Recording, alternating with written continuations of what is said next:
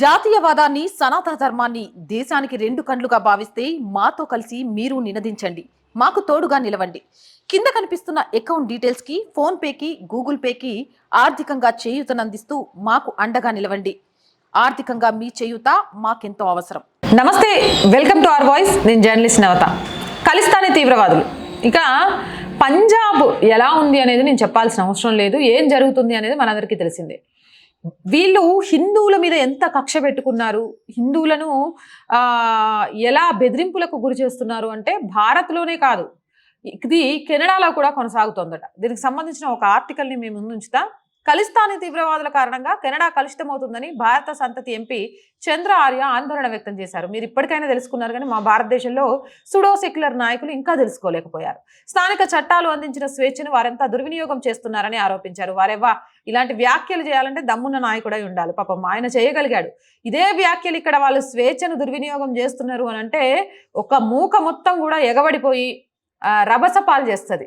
ఇక ఇదే సమయంలో ఎడ్మంటన్లో హిందూ దేవాలయాలపై ఖలిస్తానీ మద్దతుదారులు చేసిన దాడిని ఆయన తీవ్రంగా ఖండించారు. ఇటీవల వేర్పాటువాద నేత గురుపత్వంత్ సింగ్ పన్నూను ఓ వీడియోలో తనతో పాటు సన్నిహితులను భారత్కి వెళ్లిపోవాలంటూ హెచ్చరించడంపై చంద్ర ఆర్య స్పందించారు. గురుపత్వంత్ సింగ్ కు చాలా క్లియర్ గా తెలుసు అనమాట, భారత్ హిందూ దేశం అని. అందుకే కెనడా నుంచి ఇండియాకి వెళ్ళిపోండి అని చెప్తారు. కానీ ఇండియాలో భారత్లో ఉన్న వాళ్ళకే తెలియట్లేదు భారతదేశ గొప్పతనం, ఏర్పడ్డ సనాతన ధర్మం గొప్పతనం. గురుపత్వంత్ సింగ్ లాంటి తెలిసిపోయింది, హిందువులు బ్రతకాలి అంటే అది భారతదేశంలోనే, ప్రపంచంలో ఏ దేశంలో కూడా హిందువులు బ్రతకలేరు, బ్రతకాలి అని కోరుకుంటే భారత్కి వెళ్ళిపోండి అని. కానీ మన వాళ్ళకు మాత్రం అది అర్థం కావట్లేదు. అంత గొప్ప దేశాన్ని కాపాడుకుంటారా అంటే సుడో సెక్యులర్ లాగా ఇంకా ఏ మతంలో లేని సెక్యులర్ అనే పదాన్ని హిందువులు ఆపాదించుకొని మరీ జీవిస్తున్నారు. ఇక ఇందుకు సంబంధించిన వీడియోను ఆయన ఎక్స్ లో కూడా పోస్ట్ చేస్తూ ఖలిస్తానీ వేర్పాటువాదుల చర్యపై తీవ్రంగా మండిపడ్డారు. హిందువులమైన మేము ప్రపంచంలోని అన్ని ప్రాంతాల నుంచి కెనడాకు వచ్చి స్థిరపడ్డాం. దక్షిణాసియాలోని ప్రతి దేశం, ఆఫ్రికా, కరేబియన్లోని అనేక దేశాల నుంచి, ప్రపంచవ్యాప్తంగా అనేక ప్రాంతాల నుంచి ఇక్కడికి వచ్చాం. కెనడా మా స్వస్థలమని స్పష్టం చేశారు. కెనడా సామాజిక ఆర్థిక వృద్ధిలో కీలక పాత్ర పోషించాం. ఇక్కడ మా సేవలు కొనసాగుతూనే ఉంటాయి. చరిత్ర కలిగిన భారత సంస్కృతి వారసత్వం ద్వారా కెనడా బహుళ సాంస్కృతిక సాంప్రదాయంగా ఉన్నత స్థాయికి తీసుకెళ్లగలిగామని చెప్పారు. ఈ క్రమంలో కెనడా ఇచ్చిన హక్కులను ఖలిస్తానీ మద్దతుదారులు దుర్వినియోగం చేస్తున్నారన్నారు. అందుకే హక్కులు ఇచ్చినప్పుడు వాళ్ళకు బాధ్యతలు కూడా ఇవ్వాలి. బాధ్యతలు కాదు మైనారిటీలు అంటూ, లేకపోతే జనాభా తక్కువ ఉంది వీళ్ళకు ప్రత్యేక హక్కులు ఇవ్వాలి అనిస్తే ఇలాంటివే జరుగుతాయి.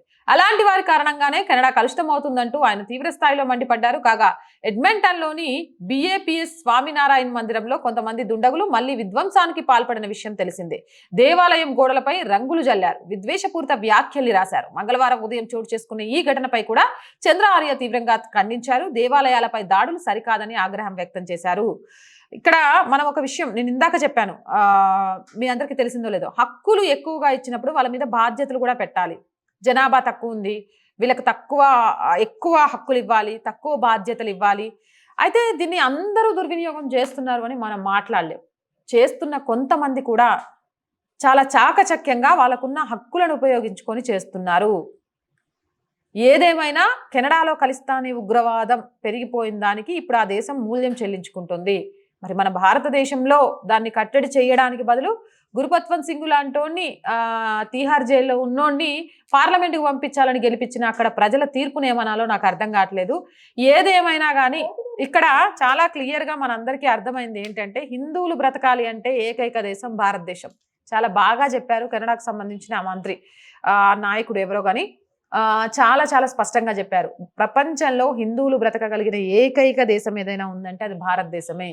ఎందుకంటే ఈ భారతదేశం ఏర్పడింది ఆ సనాతన ధర్మం మీద, సంస్కృతి సాంప్రదాయాలకు నెలవు. ఇకనైనా మన దేశం గొప్పతనాన్ని తెలుసుకోండి. ఈ దేశాన్ని కాపాడుకోవడంలో, ఈ దేశంలో జరుగుతున్న అల్లకల్లోలను సృష్టించే వాళ్ళకు బుద్ధి చెప్పడంలో ప్రతి ఒక్కరు కూడా భాగస్వామ్యులు కండి. మీరేమంటారు? కామెంట్ సెక్షన్లో పెట్టేయండి. మోర్ వీడియోస్ కోసం మన ఛానల్ వెంటనే సబ్స్క్రైబ్ చేయండి. నచ్చితే లైక్ చేయండి, షేర్ చేయండి, సపోర్ట్ చేయండి. జై భారత్.